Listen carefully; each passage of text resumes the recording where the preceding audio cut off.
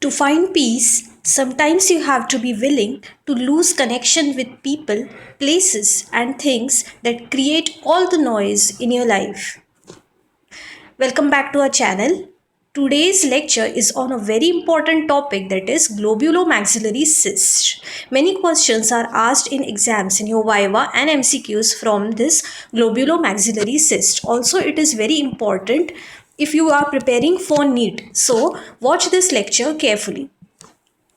So, globulomaxillary cyst is a fissural cyst which is found in the bone between the maxillary lateral incisor and the canine. So, here you have to remember the location of this cyst, that is between the maxillary lateral incisor and the canine.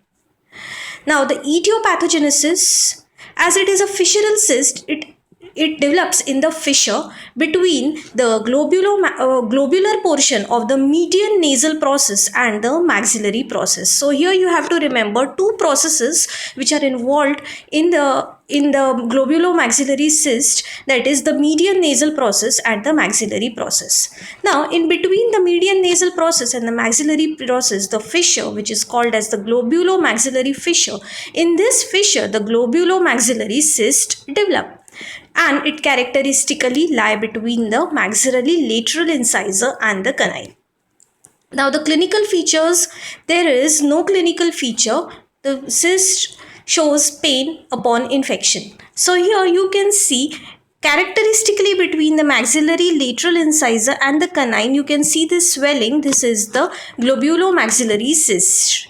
Now, the radiographic features of the cyst. The characteristic radiographic features which you should remember here is that it shows an inverted pear-shaped radiolucency between the roots of the maxillary lateral incisor and the canine. And both these teeth are vital. So you can see here between the maxillary lateral incisor and the canine there is an inverted pear shape. Can you imagine an inverted pear here? So it is an inverted pear-shaped radiolucency, nothing but the globulomaxillary cyst.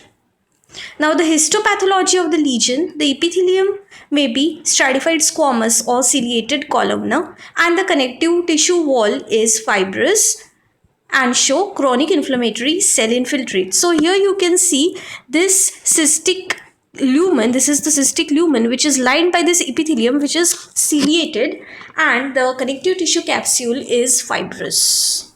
Now, the treatment of the lesion is surgical removal. Remember to preserve the teeth. So here we complete with a short lecture on the globulomaxillary cyst. I have already told you what points you should remember in the globulomaxillary cyst. Next lecture will be on the median mandibular cyst. That's all for now. Happy studying.